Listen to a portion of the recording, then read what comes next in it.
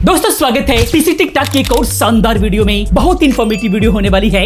आज के इस वीडियो के अंदर हम लोग बात करेंगे क्या ओल्ड पीसी अपग्रेड करना वर्थ इट है। अगर आपका पीसी पुराना हो गया है, स्लो चल रहा है या फिर नया पीसी ही खरीदें, तो हम इस वीडियो के अंदर हम लोग बिल्कुल सिंपल तरीके से समझेंगे कि अपग्रेड करना फायदेमंद है या फिर नहीं, या फिर कौन सा पीसी अपग्रेड करना सही होगा, किस वर्जन को अपग्रेड करना सही होगा। इस वीडियो के अंदर सारी जानकारी मिलेगी। वीडियो बहुत इंफॉर्मेटिव होने वाली है। बस समझने के लिए वीडियो के साथ इन तक बने रहें। वीडियो पसंद आती है तो प्लीज लाइक करें, वीडियो को शेयर करें और बेल आइकन को क्लिक करना ना भूलें, क्योंकि इस तरह की तमाम वीडियोस हम लोग लेकर के आते रहते हैं जिसकी नोटिफिकेशन आपको मिलती रहे। आइए दोस्तों आगे हम लोग बात करते हैं। सबसे पहले समझते हैं कि ओल्ड पीसी एक्चुअली है क्या, किसे हम मानेंगे।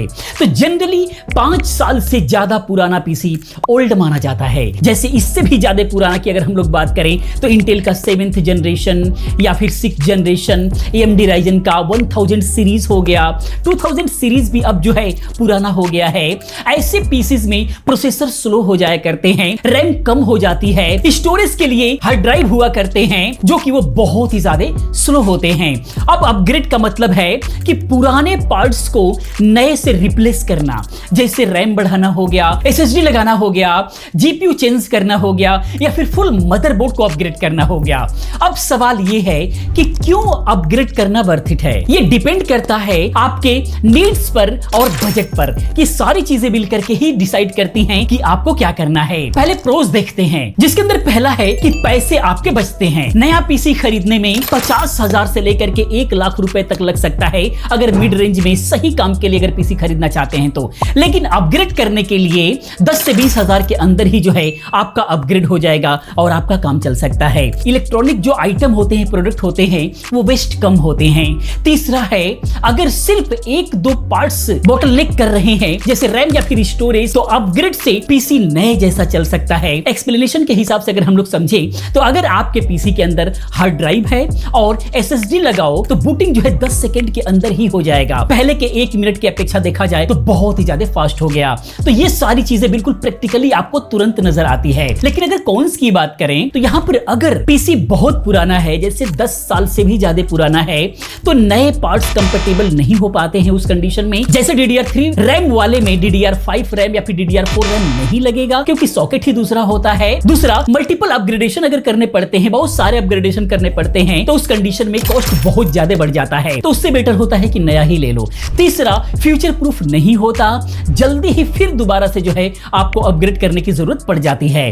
जैसे न्यू AI फीचर के लिए नए प्रोसेसर चाहिए होते हैं, उसी प्रकार से अगर AI से रिलेटेड काम करना है अगर आपको, तो पुराने प्रोसेसर्स काम नहीं करेंगे। अब हम बात करते हैं कब अपग्रेड करना वर्थ इट है। अगर आपका पीसी 5 से 7 साल ओल्ड है और बेसिक टास्क जैसे browsing, office work, light gaming के लिए यूज करते हो, या फिर आप गेमर हो, तो GPU अपग्रेड कर सकते हो। एग्जांपल के तौर पर एक 1080 Ti वाला पीसी अभी भी बहुत अच्छा परफॉर्म करता है। 2025 में भी लाइट गेम्स के लिए बहुत अच्छा है। कब नहीं करना चाहिए अगर ये समझे, तो अगर मदरबोर्ड पुराना है और नए CPU सपोर्ट नहीं करता है, फुल न्यू बिल्ड बेटर आपके लिए हो सकता है। या अगर लैपटॉप है तो अपग्रेड बिल्कुल भी लिमिटेड होगा, उसके अंदर रैम और SSD के अलावा और कुछ नहीं कर सकते हैं। SSD के अंदर भी लिमिटेशंस हो सकता है, पुराना हार्ड ड्राइव का ही स्पेस है तो वहां पर सिर्फ SATA SSD लगा सकते हैं, इससे ज्यादा कुछ नहीं कर सकते। लेकिन चलिए अब हम कॉमन अपग्रेड्स के बारे में बात करते हैं, सिंपल तरीके से बिल्कुल भी समझेंगे, जिसके अंदर सबसे पहला है रैम का अपग्रेडेशन। अगर आपके पीसी में 8 GB है या फिर 4 GB है और मल्टीटास्किंग में हैंग हो रहा है, तो 16 GB या फिर 32 GB कर देना ज्यादा जरूरी है अगर विंडोज 11 चला रहे हैं तो। कॉस्ट अराउंड 2000 से 4000 रुपए तक जो है आ सकता है 8 GB की 2 स्टिक लगाते हैं तो। इंस्टॉलेशन बिल्कुल इजी है, स्लॉट में डालो और परफॉर्मेंस बिल्कुल जस्ट डबल जैसा जो है आपको डिफरेंसेस नजर आएगा। जैसे मल्टीपल टास्क ओपन अगर आप करते हैं तो उस कंडीशन में बहुत ही स्मूथ चलता है। दूसरा होता है स्टोरेज, हार्ड ड्राइव से SSD के अंदर अपग्रेड करना। ये सबसे बेस्ट अपग्रेडेशन होता है। 512 GB SSD अराउंड 2000 से 3000 के अंदर मिल जाती है। बूटिंग फास्ट आपको मिल जाएगा, ऐप क्योंकि जो है ओपन होगा। अगर M.2 स्लॉट है तो NVMe SSD लो, बिल्कुल भी तुरंत जो है इमीडिएट आपको फास्ट उसका रिजल्ट देखने को मिलेगा। तीसरा है GPU का अपग्रेडेशन। अगर गेमिंग करते हो, पुराना GPU जैसे GTX 1060 को RTX RTX 3060 से रिप्लेस करो। कॉस्ट 15 से 20 हजार रुपए के अंदर ये हो जाएगा। थोड़ा सा रीयूज अगर आप लेते हो तो और भी सस्ते में मिलेगा, लेकिन यहाँ पर चेक करना होगा आपका PSU NF है या फिर नहीं, क्योंकि PSU बहुत ज्यादा जरूरी हो जाएगा। यहाँ पर अगर देखा जाए GTX 1060 से अगर अपग्रेड करते हो RTX 3060 में, तो यहाँ पर कम से कम जो है 550 वाट की पावर सप्लाई की जरूरत पड़ेगी। तो इन बातों का भी आपको ध्यान रखना होगा। चौथे नंबर पर है CPU अपग्रेडेशन। अगर मदरबोर्ड सपोर्ट करता है, जैसे अगर हम बात करें लेटेस्ट हम लोग लेते हैं तो 12th जनरेशन से, अगर 12th जनरेशन का अगर आपके पास में सेटअप है तो आप 13 14 जनरेशन तक जा सकते हो, कोई दिक्कत नहीं है। और बायोस अपग्रेड करके 8th जनरेशन तक भी जा सकते हो, बिल्कुल भी दिक्कत नहीं होगी। कॉस्ट की बात करें तो 10 से 20 हजार यहां पर बढ़ता है, लेकिन कूलर भी यहां पर अपग्रेड करना पड़ सकता है, यह भी आपको ध्यान रखना होगा। जैसे आप प्रोसेसर को बढ़ाएंगे, कूलर भी वहां पर अपग्रेड करना पड़ेगा, क्योंकि जब प्रोसेसर हीट होता है तो परफॉर्मेंस पे बड़ा प्रभाव पड़ता है। पांचवें नंबर पर क्लीनिंग और मेंटेनेंस बहुत ज्यादा जरूरी होता है।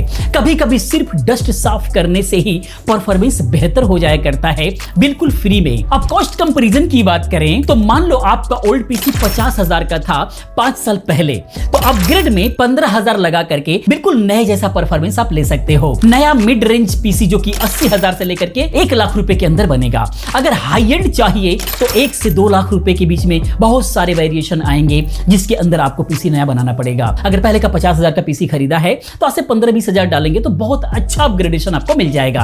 बाकी टिप्स की अगर हम लोग बात करें तो पहले कंपैटिबिलिटी आपको चेक करना है। CPUJet सॉफ्टवेयर से आप स्पेक्स वगैरह देख सकते हो। बायोस अपग्रेड करो अगर जरूरी है तो। YouTube ट्यूटोरियल जरूर देखो इंस्टॉलेशन के लिए। Amazon फ्लिपकार्ट से पार्ट खरीदो, रिव्यू पढ़ो, वहां पर रिव्यू से आपको पता लग जाएगा कितना रिलायबल प्रोडक्ट होने वाला है। अगर एक्सपर्ट नहीं है तो लोकल शॉप से आप करवा लो, ज्यादा बेहतर होगा, नहीं तो एक्सपेरिमेंट के चक्कर में नुकसान भी हो सकता है। बाकी रियल एग्जांपल की बात करें, 8700K और 1080 Ti वाला पीसी अपग्रेड किया SSD और रैम से, अभी भी स्मूथ चल रहा है 2025 में भी। दूसरा Ryzen का 3700X वाला GPU अपग्रेड करके न्यू गेम्स को बिल्कुल भी आराम से खेल पा रहा है।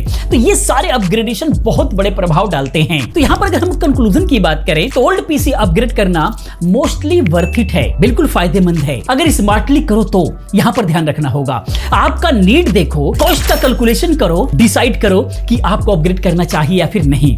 आपका पीसी कितना ओल्ड है और क्या अपग्रेड करना चाहिए, ये कमेंट में बताओ। क्या पॉसिबल हो सकता है, मैं कमेंट का रिप्लाई देने की कोशिश करूंगा, या फिर ज्यादा कमेंट हुए तो एक और वीडियो लेकर के आऊंगा। बाकी पूरी वीडियो देखने के लिए आप सभी का बहुत बहुत धन्यवाद। वीडियो को प्लीज लाइक करें, अपने दोस्तों के साथ शेयर करें। मिलते हैं नेक्स्ट वीडियो में। पूरी वीडियो देखने के लिए आप सभी का बहुत बहुत धन्यवाद।